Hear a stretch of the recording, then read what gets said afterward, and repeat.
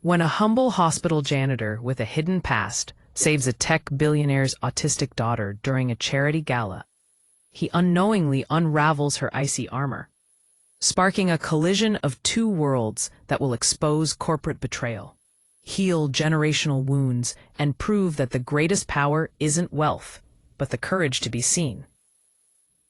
The Grandeur Hotel ballroom glitters like a constellation brought to earth. Crystal chandeliers cast prisms across marble floors. Women in gowns worth small fortunes glide past men in tuxedos discussing mergers over champagne that costs more per bottle than most people earn in a week. This is the annual Tech Innovators Charity Gala. The city's elite gather not to give, but to be seen giving. Near the service entrance, partially hidden behind a forest of white roses, stands Daniel Carter, 38. His suit is clean but outdated. Narrow lapels from a decade ago. Sleeves just slightly too short. His hands, scrubbed raw but still bearing the faint stains of industrial cleaner, grip those of his daughter. Emma Carter, 7, wears a yellow dress from a thrift store, altered lovingly by her father's unpracticed hands. The hem is slightly uneven, but her eyes, bright, curious, fearless, see none of the grandeur with intimidation, only wonder. "Papa," she whispers, tugging his hand. "It's like the castle in my book." Daniel's weathered face softens. "It is, sweetheart.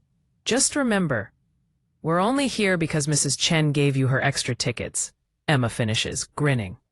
"And we stay near the back, and we leave before dessert. That's my girl." A woman at the nearest table glances at them, her expression souring as she takes in Daniel's ill-fitting suit. She leans to her companion, whispering behind a manicured hand. They both laugh. Emma's grip tightens on her father's hand. Daniel pretends not to notice. The ballroom doors open with theatrical precision. Conversation doesn't stop. It evaporates. Victoria Ashford, 34, enters like winter personified. Her black gown is architectural, severe, perfect. Diamonds at her throat catch light with calculated precision. Her heels strike marble with the rhythm of an executioner's march. She is the founder and CEO of Ashford Technologies, a quantum computing empire valued at $42 billion. Forbes called her the Ice Queen of Silicon Valley. The Wall Street Journal wrote, "Victoria Ashford doesn't have competitors. She has casualties." Her face is beautiful, in the way ancient marble is beautiful. Flawless, cold, untouchable. Behind her walks Sophie Ashford, 8, Victoria's daughter. The girl moves differently than the other children here. Her steps are measured. Her hands flutter near her sides. She wears noise-canceling headphones around her neck and keeps her gaze fixed downward, away from the overwhelming sensory assault of the ballroom. Sophie is autistic, non-verbal, and the most closely guarded secret of Victoria Ashford's meticulously controlled public image. Victoria's assistant whispers, "Table 1, ma'am. The governor is already." "I'm aware." Victoria's voice could freeze blood. As they walk through the parted crowd, Sophie suddenly stops. Her gaze has found Emma. The yellow dress, bright, warm, different from everything else in the sea of black and silver. Sophie's hand rises slowly, pointing. Victoria follows her daughter's gaze to the poorly dressed man and child half hidden by the roses. Her jaw tightens almost imperceptibly. "Sophie, come." Gentle but firm. Sophie doesn't move. Emma, noticing the attention, waves. Small, friendly, instinctive. Sophie's fingers twitch. Almost a wave back. Victoria's hand closes gently on her daughter's shoulder, guiding her forward. But for just a moment, she looks back at Daniel. Their eyes meet.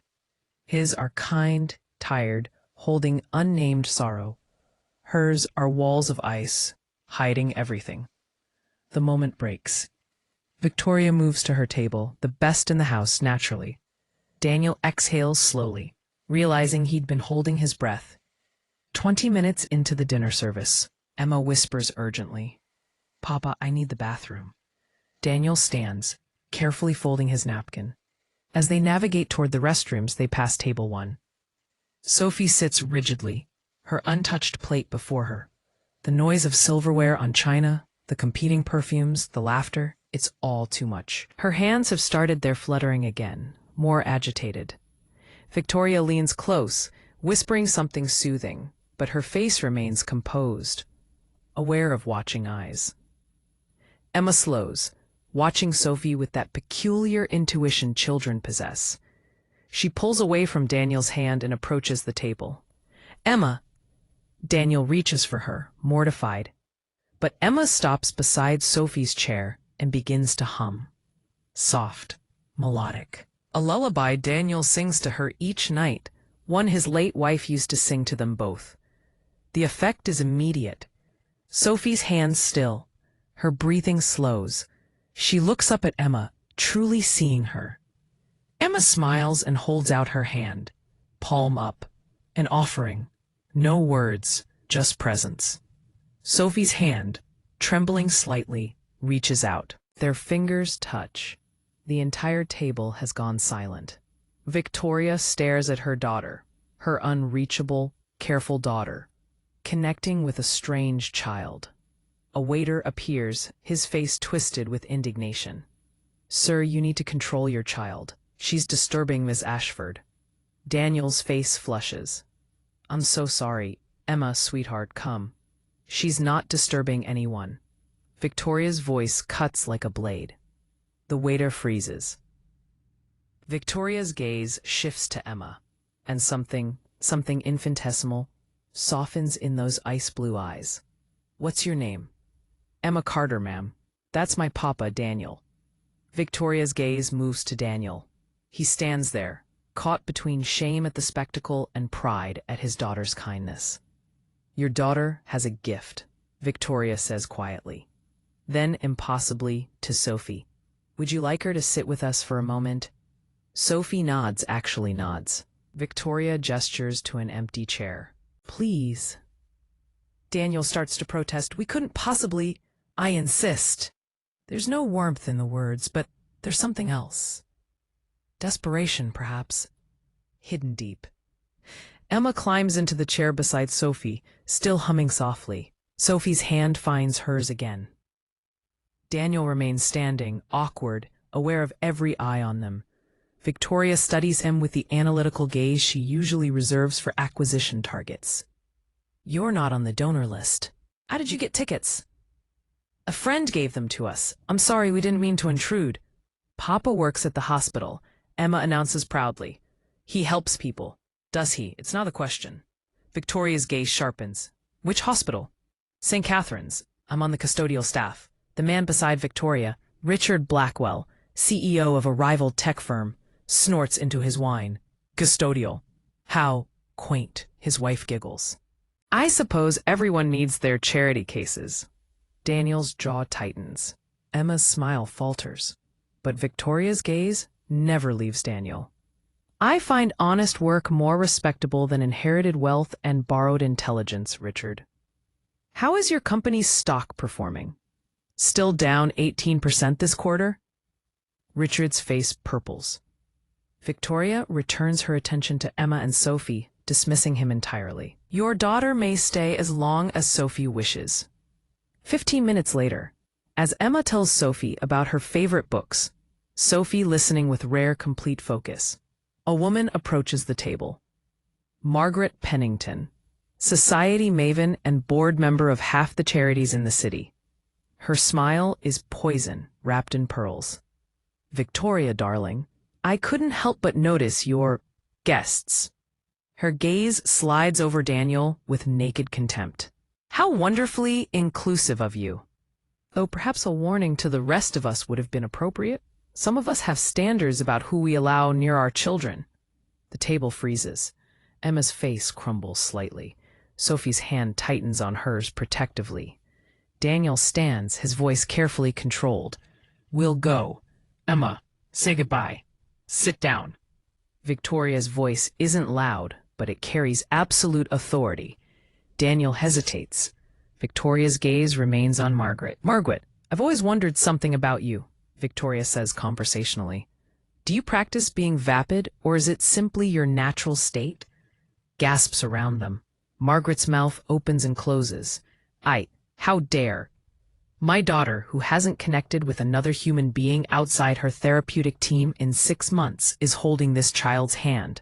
Your daughter, if I recall correctly, was expelled from 3 private schools for bullying and is currently in Switzerland because no institution here would take her. Victoria's smile is a scalpel.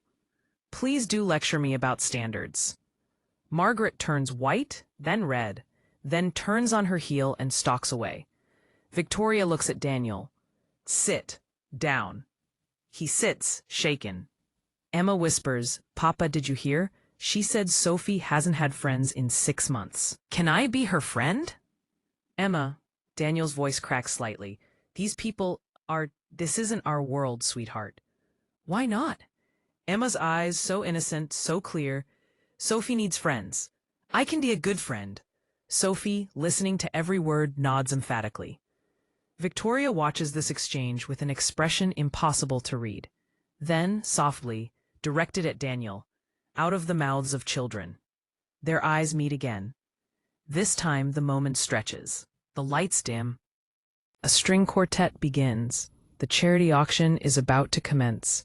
Sophie suddenly stiffens, her breathing quickening. The lights, too bright before, now swinging between bright and dark. The music, the crowd noise, it's all building to sensory overload. Her hands fly to her ears. She begins rocking. Victoria moves instantly, practiced, whispering soothing words, reaching for Sophie's emergency headphones. But Sophie's breathing is coming in gasps now, rapid, shallow.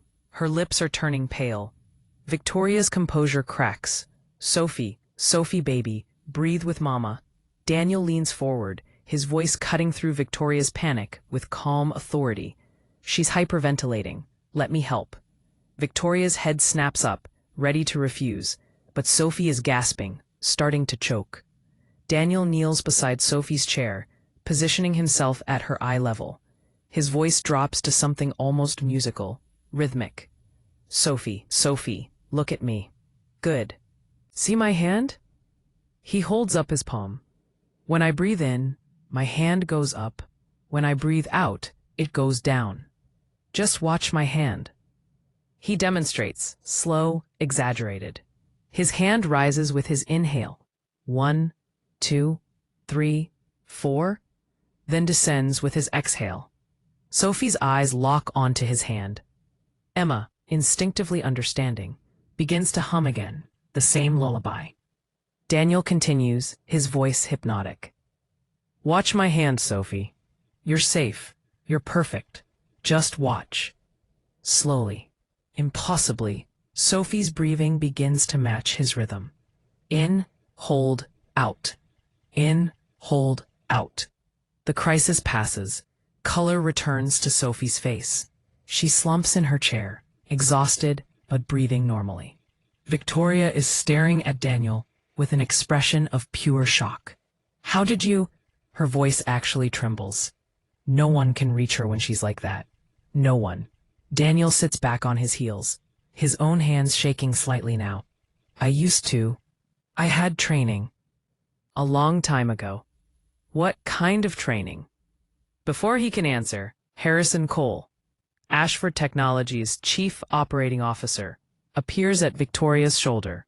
His face is ashen. Victoria, we have a situation. The quantum project files. Someone's leaked them to Chen Industries. It's all over the tech boards. We're looking at a hostile takeover attempt by morning. Victoria's face, soft for just a moment, goes glacial again. She stands, her armor rebuilding in real time. Harrison, call Marcus. Full board meeting tonight, my office. Then to Daniel, her voice carefully neutral. Thank you for your help. She lifts Sophie gently. Sophie reaches toward Emma, distressed. I know, baby. I know. Victoria's voice breaks, just barely. Maybe another time. She walks away without looking back.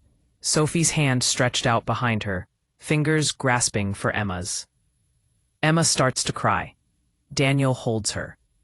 Around them, the gala continues, oblivious to the collision that just occurred. Daniel carries Emma toward the exit. She's inconsolable, in that way children are when they've glimpsed genuine connection and had it ripped away. Papa, why can't I see Sophie again? Why? Because, sweetheart. Daniel's voice is tired, ancient. Because we live in different worlds. They're not like us. But she needed me. I know, baby. I know. As they near the ballroom doors, a commotion erupts behind them. A scream. Crashing silverware. Shouts for help. Daniel turns. At table 1, Richard Blackwell is clutching his chest, his face gray, gasping. He collapses half out of his chair. People scatter. Someone shrieks, "Call 911." Daniel doesn't think. He runs. Move. His voice carries battlefield authority. People instinctively obey. He reaches Richard, drops to his knees, fingers finding the pulse point. Weak, irregular. Cardiac arrest. I need someone calling 911 now. Need to confirm ambulance en route. He rips open Richard's shirt. Buttons scattering. Begins chest compressions. Textbook perfect, rhythmic, powerful. A crowd forms. Among them, Victoria, her eyes wide. 1, 2, 3, 4. Daniel counts aloud. Someone find me a defibrillator. Most hotels this size have AED units. Check the wall near the service entrance. A security guard sprints away. 15, 16, 17. Sweat beads on Daniel's forehead. His arms, used to janitorial work, but harboring deeper muscle memory.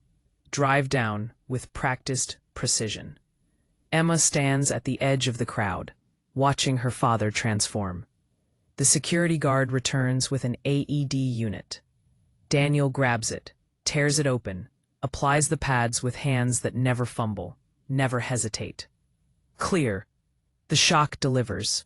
Richard's body convulses. Daniel checks the pulse. Still nothing. Resumes compressions. Come on, he mutters. Come on, you pompous bastard, don't you dare die at a charity gala. Irony's too obvious. Another shock.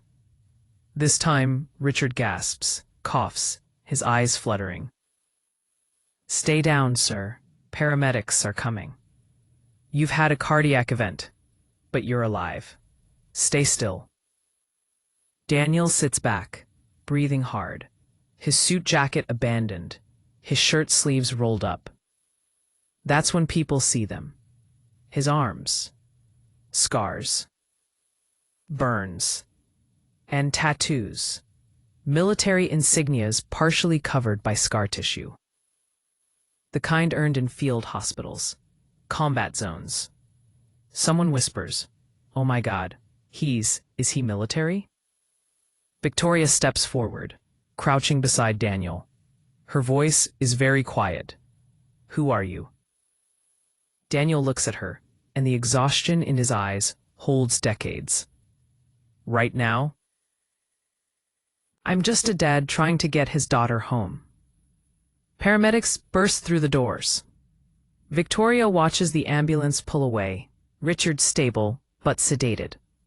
The gala is breaking up early, whispers following her everywhere. She finds Daniel outside, sitting on the hotel steps, with Emma asleep against his shoulder.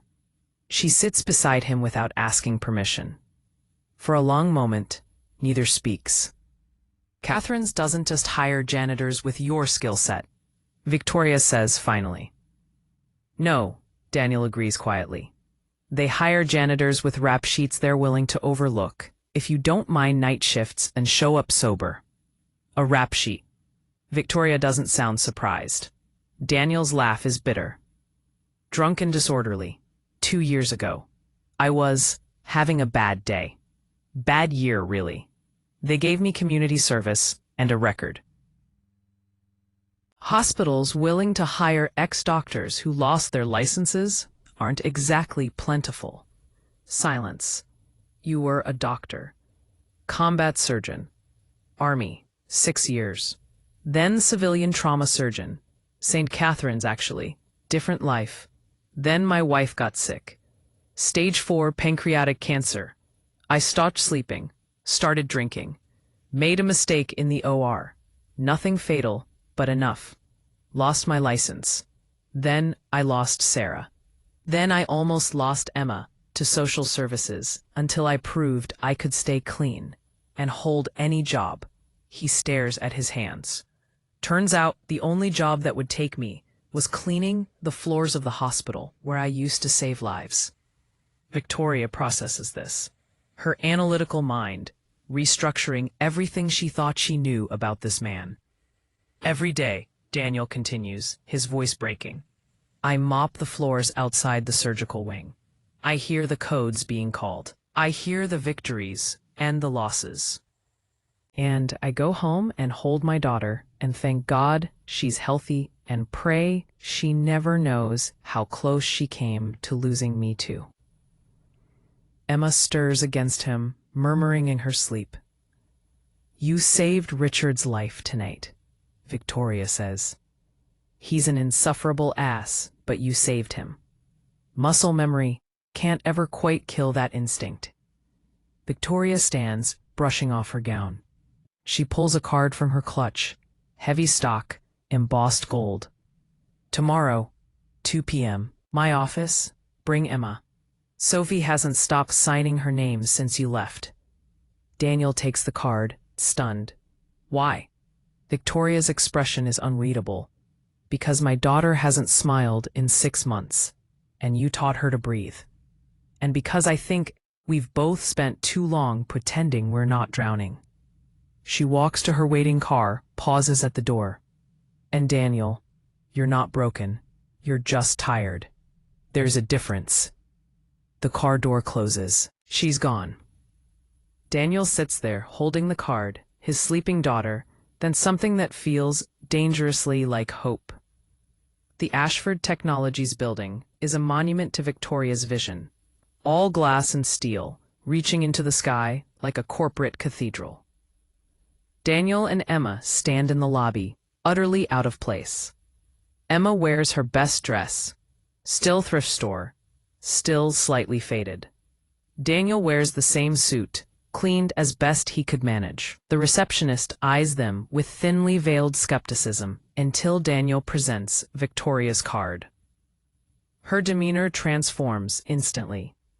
Mr. Carter, you're expected. 68th floor, Ms. Ashford's private office. The elevator ride is glass-walled, offering a stomach-dropping view of the city falling away. Emma presses against her father, excited and nervous. Papa, do you think Sophie remembers me? I think so, sweetheart. Will she like me in the daytime too? Daniel's heart breaks a little. Anyone with sense would be lucky to know you. The 68th floor is silent, luxurious, intimidating. The assistant, Miranda, 27, ambitious, coldly efficient, greets them with a professional smile that doesn't reach her eyes. This way. Victoria's office is enormous. Floor-to-ceiling windows, minimalist furniture, no personal items except one. A photo of Sophie, laughing, a rare captured moment, in a silver frame on the desk. Victoria stands at the window, her back to them. Sophie sits on a plush couch, working with what appears to be a complex 3D puzzle. Emma gasps softly. Sophie. Sophie's head snaps up. Her face, usually so carefully neutral, breaks into a smile. She signs something rapidly. Victoria turns, translating quietly. She says, "Yellow dress girl came back." Emma runs to Sophie. They embrace in that unself-conscious way children have. Sophie signs again. She wants to know if you'll do the puzzle with her, Victoria translates. Yes. Emma plops down beside Sophie, and they're immediately absorbed. Victoria approaches Daniel. In the daylight, without the armor of the gala, she looks tired. Still beautiful, still powerful, but human. Coffee? Please. She pours from an elegant carafe. They sit in chairs positioned to watch the girls. I didn't sleep last night, Victoria says abruptly. I kept thinking about what you said. About drowning. About pretending. Daniel waits. Sophie was diagnosed at 3, high-functioning autism, but with significant sensory processing challenges and nonverbal communication preference. My ex-husband, her voice hardens, couldn't handle it. He saw her diagnosis as a genetic flaw, an imperfection in the family line. He left when she was 4.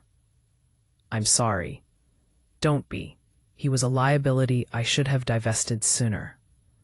But her hands tremble slightly around her cup. I threw myself into work, built an empire, told myself I was securing her future, but really I was hiding. From the stares, from the pity, from my own fear that I'm failing her. You're not failing her, Daniel says firmly. Aren't I? She has every therapist money can buy, every intervention, every tool, but she doesn't have that. Victoria gestures to the girls. Sophie is laughing, actually laughing at something Emma signed, poorly but enthusiastically. She doesn't have a friend, because I've been too afraid to let the world see her. Too afraid they'll use her vulnerability against me, against the company. Daniel leans forward. I understand that fear. After Sarah died, I became terrified of letting Emma get close to anyone. What if I lose them too? What if I mess up? What if I'm not enough? He glances at his daughter. But Emma taught me something. Kids don't need perfect. They need present. They need real. Victoria's eyes glisten. She blinks rapidly, banishing tears. I don't know how to do real anymore. You're doing it right now. Their eyes meet. Hold. An hour later, the girls are inseparable. Sophie has shown Emma her entire collection of puzzles, her favorite books, her tablet with the communication app she sometimes uses. Victoria and Daniel have moved to her desk. She pulls up a file on her computer. The crisis I mentioned last night. It's worse than I let on. She turns the screen so he can see. News articles, leaked documents, stock prices plummeting. Someone inside my company has been selling secrets to my competitor, Chen Industries. They're coordinating a hostile takeover. The board meeting is in 4 days. If I can't prove who the leak is and stabilize confidence, I lose control of everything I've built. Pause. Why are you telling me this? Because last night, you saw me lose control. You saw Sophie at her most vulnerable, and you didn't flinch. You didn't take a photo to sell. You didn't pity us. You just helped. She pauses. I need someone I can trust. My inner circle has betrayed me, and you're the first person in years who wanted nothing from me.